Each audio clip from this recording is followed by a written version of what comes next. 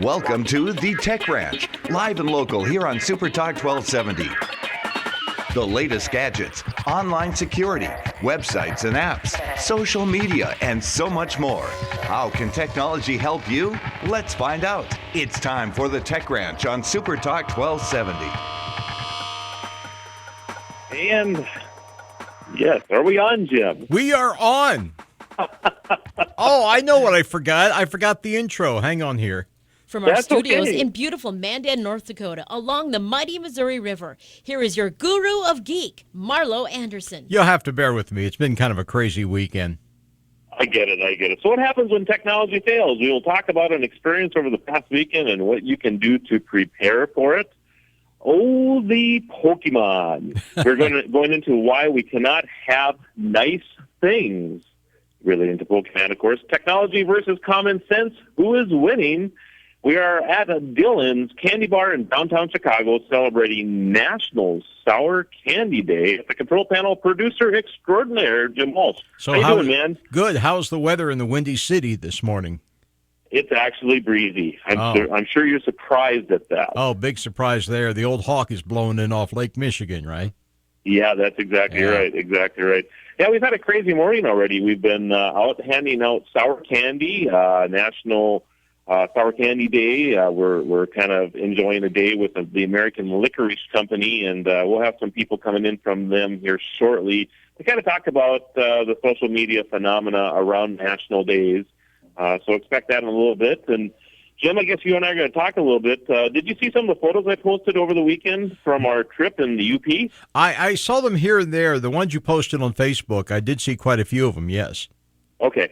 So they had a little bit of a storm up there. I'm not sure how much press there was about it, but 8 to 15 inches of rain fell in an hour in parts of, probably about 100 miles east of Duluth. So you get in that upper peninsula area of Michigan there. And, coming into the area, we were unaware of it. It happened a few days earlier, and all of a sudden there are road closures everywhere, and, we have no data coming into our phone. We finally drove up to a road that was completely washed out. And I mean, when I say completely washed out, 100 yards wide, this is a paved road that is gone.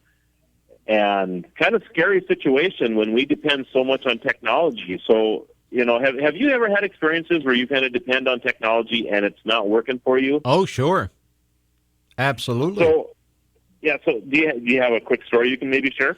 Well, mostly it involves computer stuff. For example, when I'm working on updating the website here, and every once in a while, it doesn't happen very often, but I'd say 2 or 3 times a year, we get a crash where the system, for whatever reason, the system just stops working for like a whole day or so. And it does put a crimp in your style if you're trying to keep up with things. So, it is interesting how much we depend on technology. And I am a map person. I mean, I used to carry just a boatload of maps, had an atlas in the car all the time, whatever. Of course, now that I depend on my smart device when we're traveling, I don't have any of that stuff, in the vehicle anymore. So I was at a total loss over the weekend trying to figure out how to get out of this mess that we got ourselves into.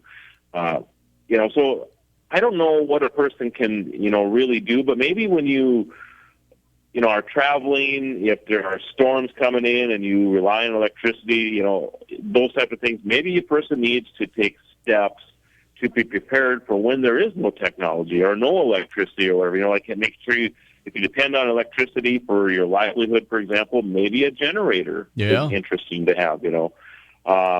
I think a person really has to think these things through. And for sure, from this point forward, I will be carrying a map.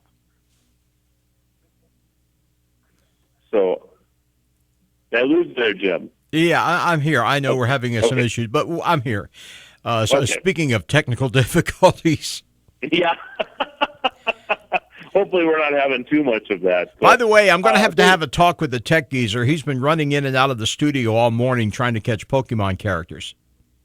Speaking of the geezer, I love this story. I know we're going to talk about Pokemon in a little bit here, but I believe Nintendo is behind Pokemon, and they also are bringing out the old NES, the Nintendo Entertainment System, with classic games on it that targets the gaming geezers. The gaming geezers. And as soon as I've seen this, I'm like, oh my goodness, the tech geezer is going to love this. So in this game, it's actually the size, it'll fit in your hand, opposed to the old gaming consoles that took up. Yeah, I'm sure you remember. Did you have a Nintendo back in the 80s? I was certainly familiar with them. I was never that big into. I've never been a game person, but I'm familiar with the technology. Yes. Sure. So this is Super Mario Brothers, The Legend of Zelda, Metroid, Donkey Kong, Pac-Man, Kirby's Adventure. All of those are old Nintendo games, and this new unit actually fits in the palm of your hand, and you hook it up to your new television. It's got an HDMI cable that goes from that, and the whole unit comes pre-bundled with all of these old games. Yeah. I will be first in line to buy this when it comes out. Now, this is my generation, and I absolutely love this idea. Yeah, what I'm wondering, though, is are they going to up the difficulty level? Because I do remember that the home versions of a lot of those games were a lot easier to play than were the arcade versions. That is true, and, it's funny you bring that up. I know some people, they actually ran across their cheat book. You can put in codes like, push up once, push right twice, that type of thing on the game controller, and you would actually have unlimited lives and things like that. So they would actually market these cheat codes for all these different games back in the day. So and somebody I know actually still has their book from the 80s. I thought that was hilarious. I remember the Pac-Man pattern. Somebody figured out that if you can get through the first round of Pac-Man, there is a pattern you can follow for like rounds 2 through 9 or something that's exactly the same, and will get you right through it. And actually several major magazines actually published that pattern back in the day. We'll have to pull those out, I guess, and you and I are going to have a Nintendo night sometime and play some of these old games again. Let's all get really retro. The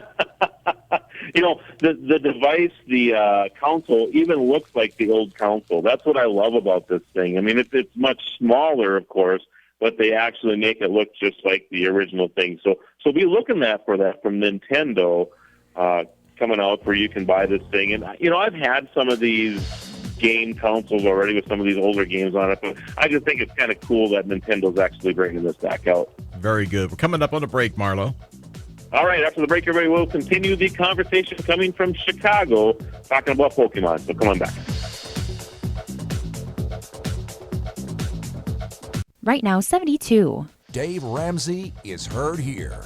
Super Talk 1270. Follow the Guru of Geek at facebook.com/The Tech Ranch or Twitter at Guru of Geek or thetechranch.com. Here again is your Guru of Geek, Marlo Anderson.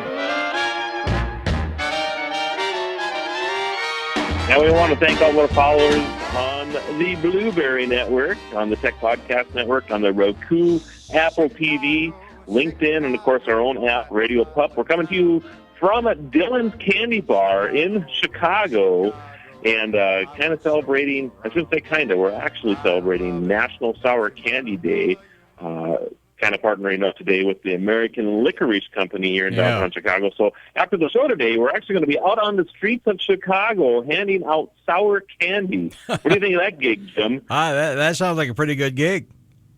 Actually, we've had a lot of fun already. Of course, the kids are just going crazy when we're out handing out the candy. And they actually they actually decorated a food truck today that says National Sour Candy Day on it. And it's kind of hilarious that this truck is just rumbling around downtown Chicago handing out free candy. I think it's a blast and a lot of fun. I was going to say, God, there's so much you can talk about when you talk about a town like Chicago. I've been there. I've been through there. I haven't spent a lot of time, but I did drive. I did make the drive at least once. Okay. And it's one of those towns where certainly there's not, you don't lack for things to do. And we could talk all day about the, the touristy kind of things you could do that are related to tech or even not necessarily related to tech. Yeah, absolutely. Chicago certainly has a lot of technology-based companies here. CDW comes to mind. Many of the discs that you have bought over the years, whether they're floppies or DVDs or CDs or whatever, have come, based out of Chicago. And of course, there's all kinds of apps and things that are being developed here as well. So, great place to be, that is for sure. So anyway, we were just talking a little bit about Pokemon Go. Yeah. Have you played this thing yet? No, I haven't. I've seen a few people out walking around. There was a story, we ran the story last week about folks who were walking around the Capitol grounds looking for characters who were, dancing on the lawn in front of the Capitol, whatever. Sure. And of course, speaking of Chicago, the story on the news break there, actually, at top of the hour, was about a big meetup that they had here where thousands of people came down and enjoyed the Pokemon Go experience. I think I saw that picture. Wasn't it Grand Park or nearby? Yes, that's correct. Grand Park is great. So it is a big phenomenon right now. They figure over 15 million people have downloaded the game since its debut less than 2 weeks ago. This is a huge deal and getting bigger all the time. But what I find interesting about this is that, and I know this is what some of the news stories have been about, the game is designed so that people will go out and maybe do a little exercise while they're doing this. And I think it's a fabulous idea. I really do.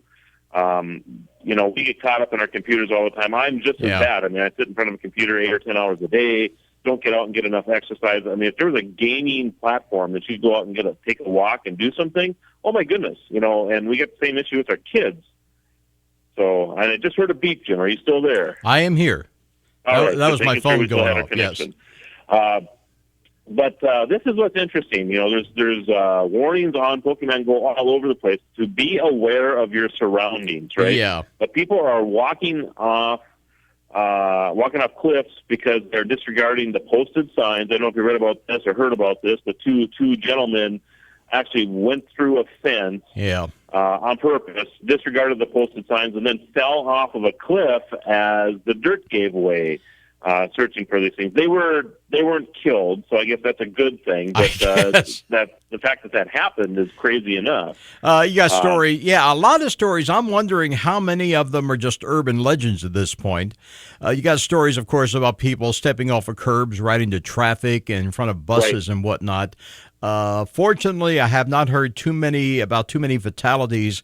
One or two maybe that I vaguely recall reading about, but nothing major so far. Of course, all the fun busters are out in force. All the people who are just moaning and groaning and wringing their hands about what a terrible thing it is. I guess we're just not allowed to have any fun anymore. Well, that's kind of what this conversation is about. Why we can't have nice things. You have a small segment of the population that doesn't follow the rules, so to speak. Picking on a couple people in particular. There was one gentleman. Oh, there's been a couple people, but this one in particular I found really interesting. Was in a parking lot, and instead of out walking around trying to find these characters, this person was driving around to them. Okay. And ran right into a tree while doing this. Was he actually looking for the characters while driving? Yeah, they were just chasing the characters, but instead of out there walking, they were driving their car instead, Now, how is that different from texting while driving? Well, that's the thing. Yeah. I actually think this is probably worse because you're actually engaged in a game. Yeah. So you're, at least when you're texting, you're kind of cognizant of the fact that you're driving. I think, just like being engrossed in a movie, speaking of the Tesla death, a month or two ago, when they were in autonomous mode or autopilot mode, and basically that person was watching a movie when they shouldn't be watching a movie, and then the vehicle didn't act as it was supposed to, and then crashes into the truck. So. Yeah. If that person was aware of the surroundings, probably wouldn't have happened. So, by the way, my Elon. Question to you, Jim. Yeah. Go ahead. No, I was going to say you were talking about the driverless cars. I understand Elon issued some kind of statement this morning about that they were making progress in working out the bugs on those issues. Okay, I haven't seen that yet. So that's kind of a different topic. I know. I just wanted to throw that in so you know. Sure. So my question to you, I guess, Jim, is who's winning, technology or common sense? Do you really need to ask? I mean, do you feel that as we have more and more technology, that people are just not following common sense? Yeah, I foresee us becoming the Jetsons in more ways than one, with all the comic possibilities therein. I mean, to me, it's crazy enough that you have to have a warning on the side of a coffee cup that says contents are hot. Yeah. You know, that was the whole McDonald's. Well, that was the lawyers. You know, when that one woman spilled the coffee on her lap and she got burned, so she actually sued McDonald's. I mean, how lame is that? Well, and the fact that she wins, is just as bad. I mean, coffee's supposed to be hot, unless it's iced coffee, and then it just stains your pants. You know, makes you look like you wet your pants. But so I guess I go right back to my question again. You know, as we have more and more technology that is introduced to us, more games, more devices, all this other stuff, and we know this is all coming. You know, and autonomous vehicles and planes that fly themselves and all this other stuff. And we have all these warnings on everything, but nobody is practicing. I shouldn't say nobody, but there's a certain segment of the population that seems to not practice common sense. Yeah.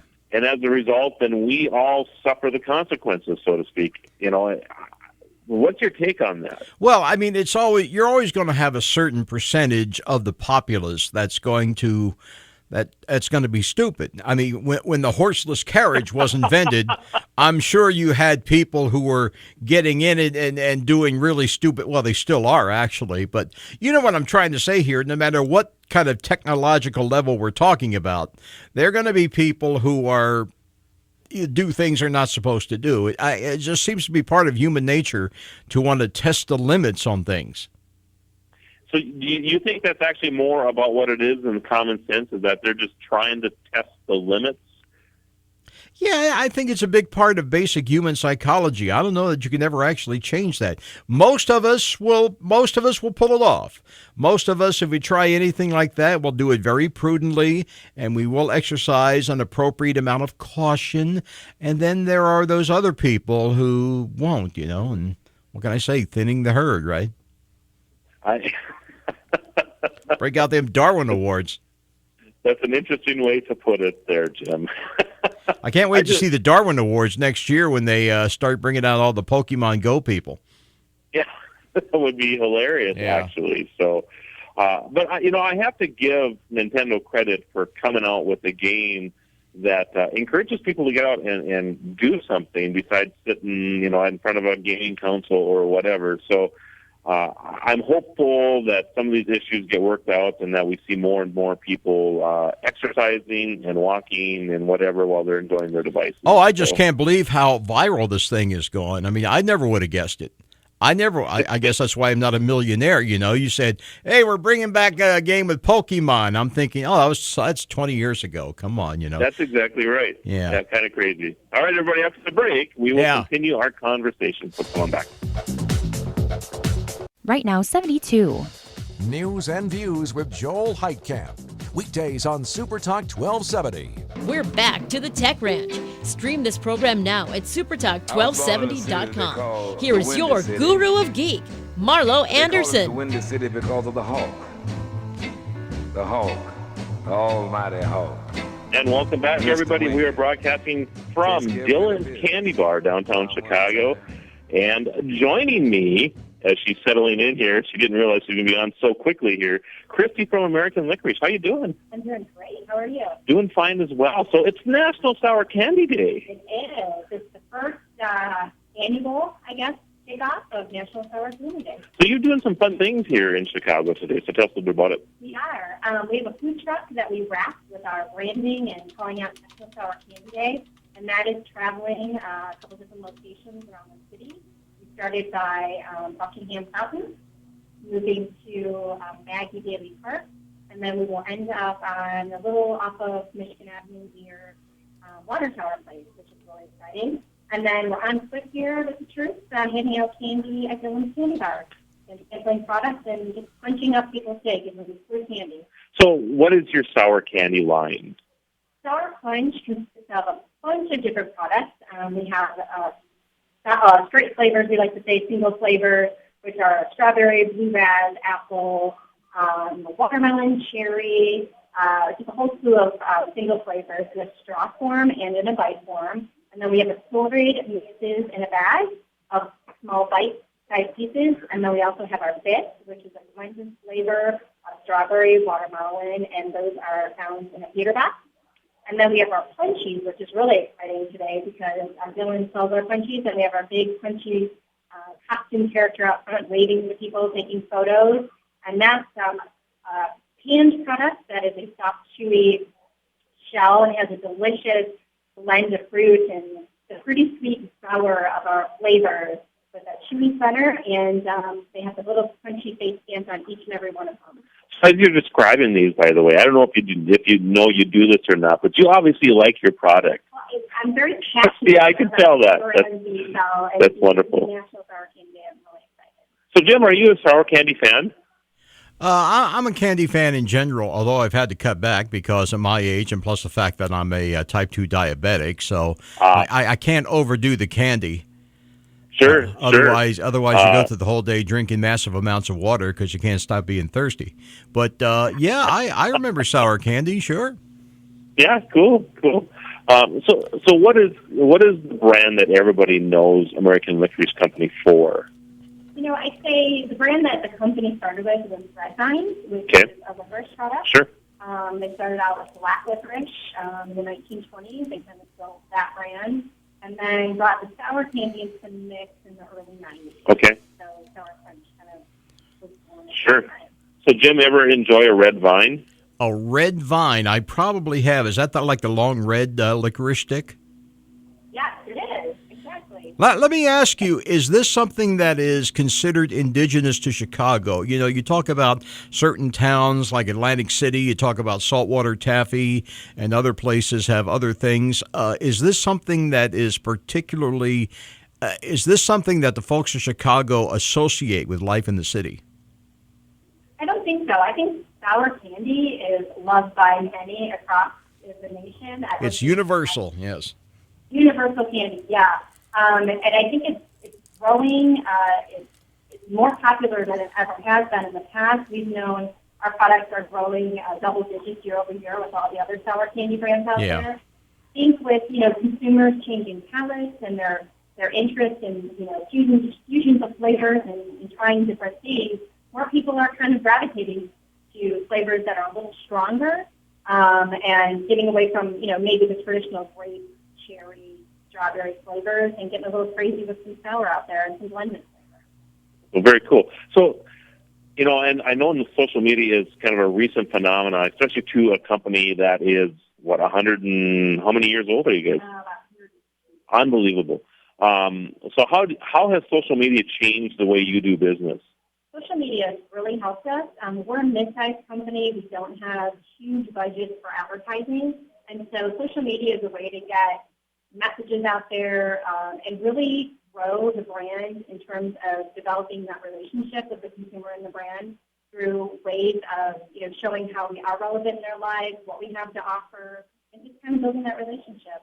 So can you give us maybe some examples other than National Sour Candy Day, which by the way is starting to trend? Yeah. So it's kind of exciting. Yeah. So maybe give us some other examples about social media and how you've used it.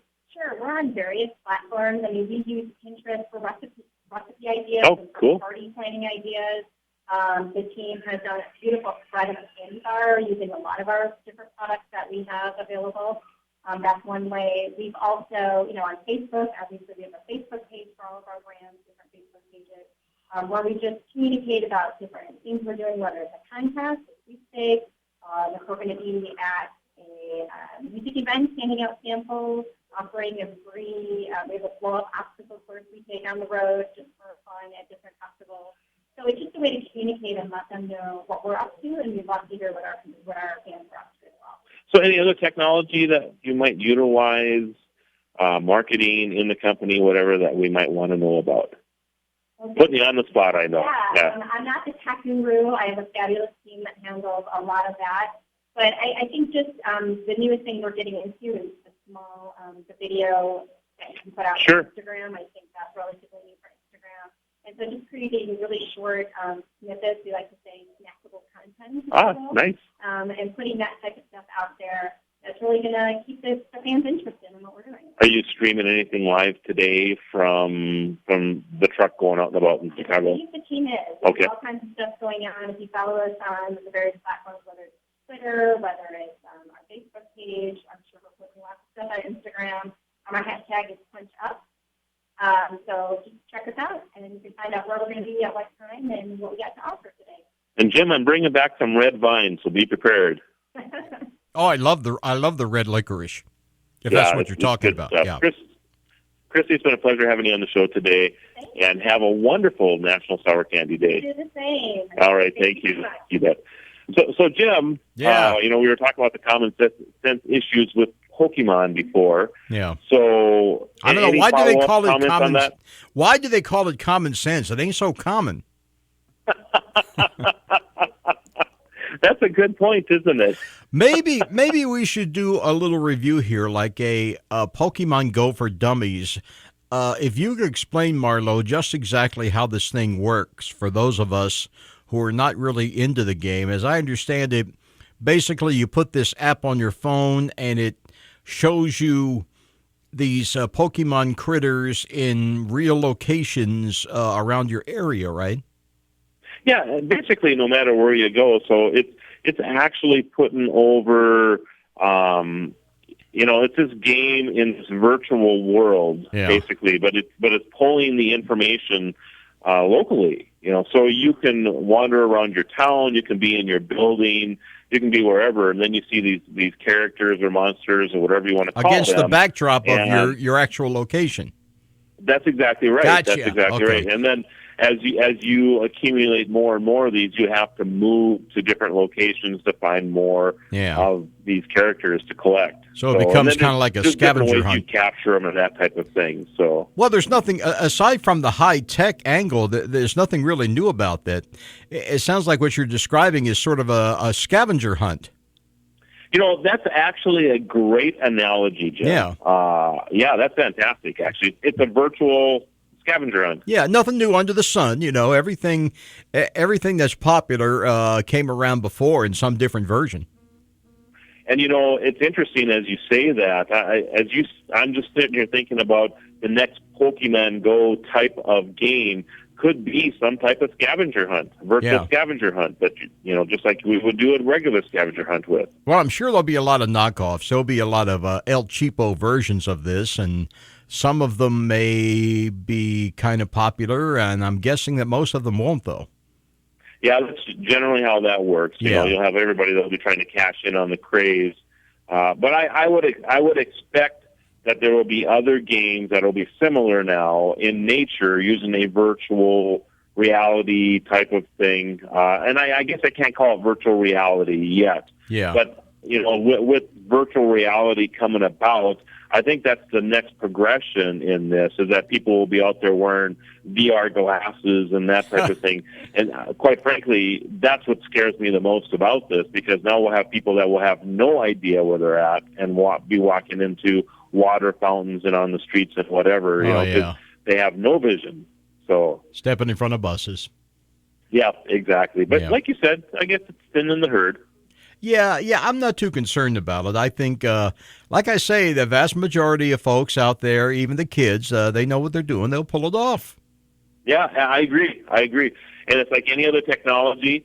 Most people nowadays would not know what to do without a car or some type of vehicle, right, whether you're using a bus or whatever, to get yourself around. I mean, you depend on these things. You get used to them. There's a level of risk with them. If you use those two words that are not so common, I guess that common sense part of things, you'll probably do okay with it, So it's like anything else. Yeah, I mean, it's not my cup of tea, but apparently the geezer likes it. He's been, he's been basically has been taking up all his time today, while he's supposed to be cleaning and setting things up and working. But then again, there's really nothing new about that, is there? There is not. Absolutely not. So, And I know we're coming up on the break, Jim, so I'm just going to tease everybody a little bit here. We're going to be talking about a new technology coming out from Apple that's going to impact the way you go and watch movies at the theater. So come on back. Right now, 77. Here's Sean Hannity, weekday afternoons on Super Talk 1270. Follow the Guru of Geek everywhere he goes. Post your comments or questions at thetechranch.com. Once again, your Guru of Geek, Marlo Anderson. Sweet Home you Chicago. Just let that play for just a second or two. Oh, yeah. It's Freddie King. One of the kings of the blues, of course. I said, come on. Oh, yeah. Yeah, there we go. Of course, the Blues Brothers version isn't bad either. Oh, no. Clapton had a version. Robert Johnson, King of the Delta Blues.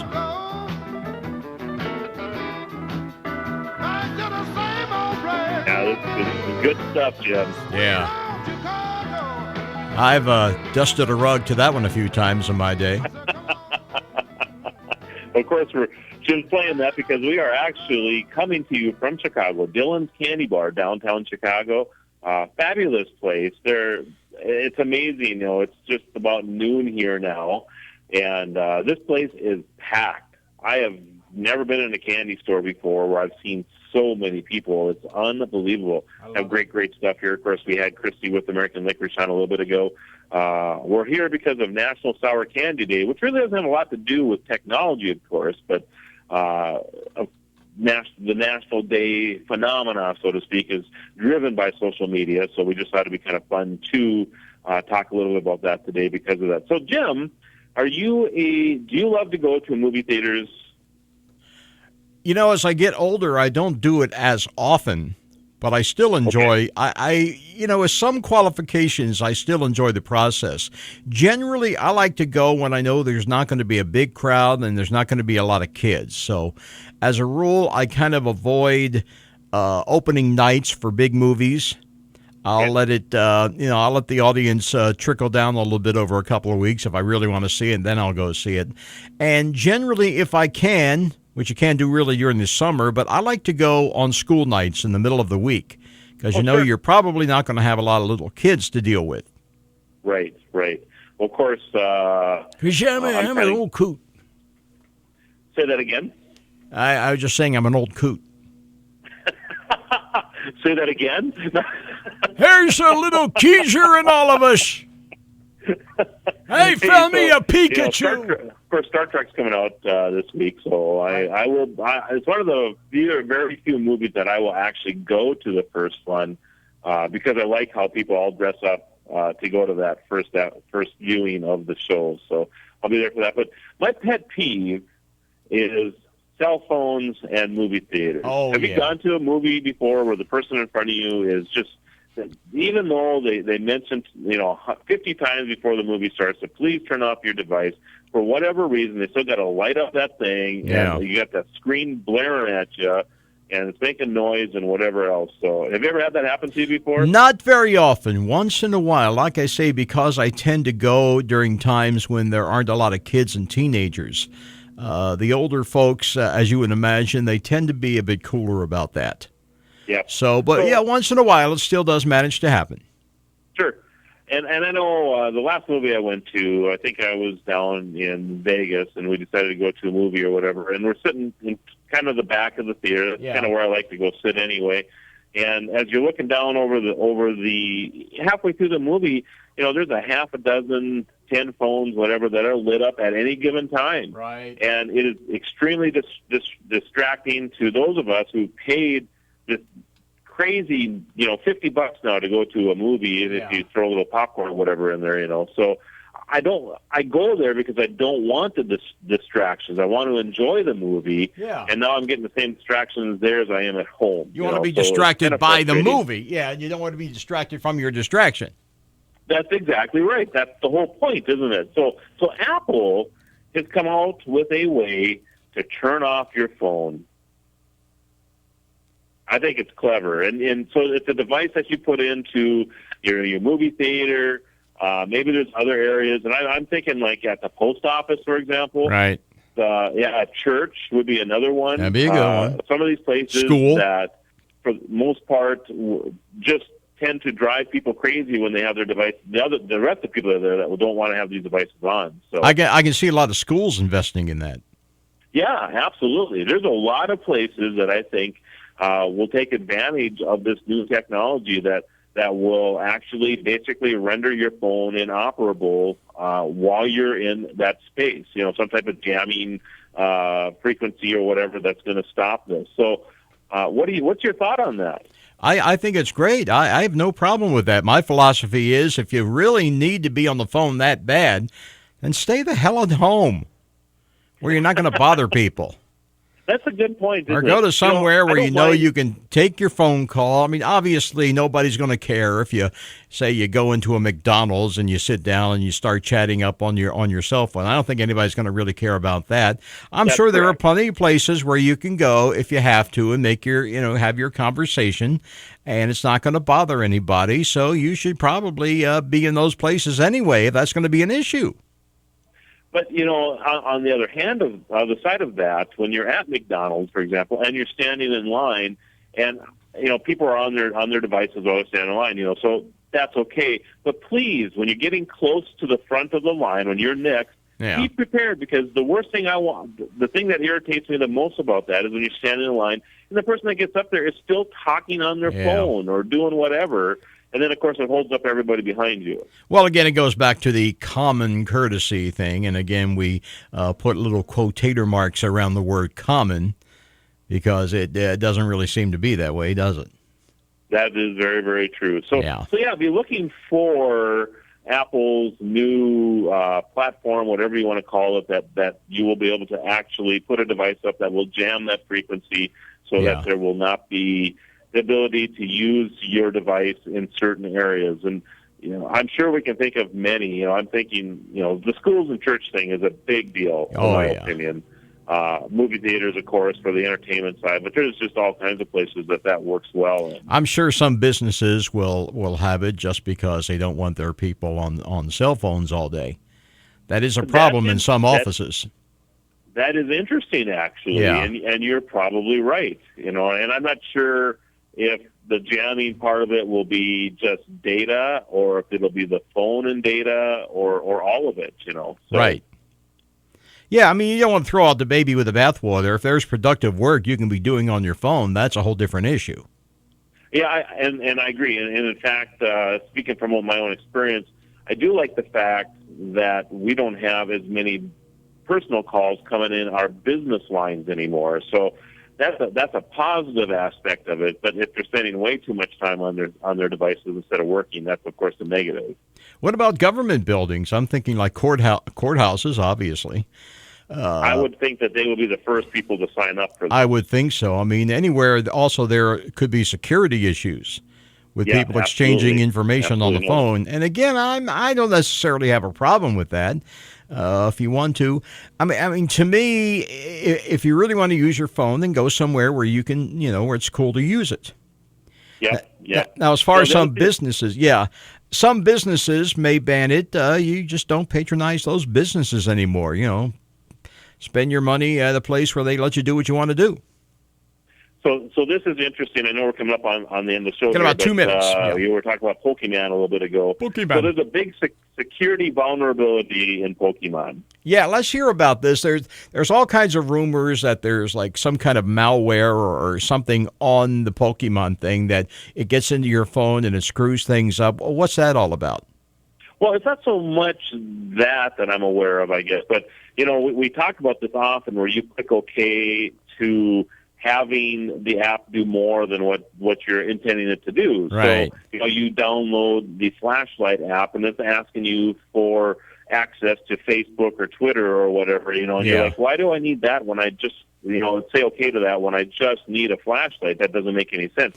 Well, Pokemon is doing the same type of thing, and they have access to your Google account and and Facebook and that type of thing. The vulnerability is in Google, believe it or not, or the Google account access that they're giving, and they didn't protect it properly, so people have been able to hack into your through your Pokemon into your Google account and gaining access to passwords and that type of thing. So there's a big security vulnerability in Pokemon right now. Yeah. And so you might want to wait a week or two if you're thinking about downloading it to make sure that that vulnerability isn't there. Or you yourself may get hacked, and all the stuff you have in Google will be accessible by those hackers. Yeah, it'll be there for you.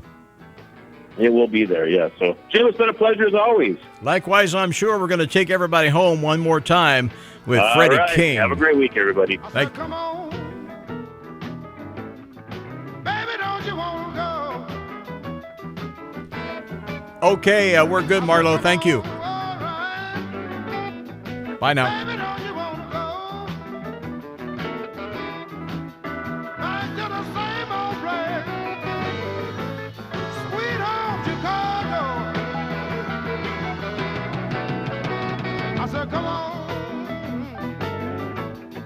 Baby, don't you want to go? Super Talk 1270 KLXX Mandan, Bismarck. Listen anytime, anywhere, online at supertalk1270.com.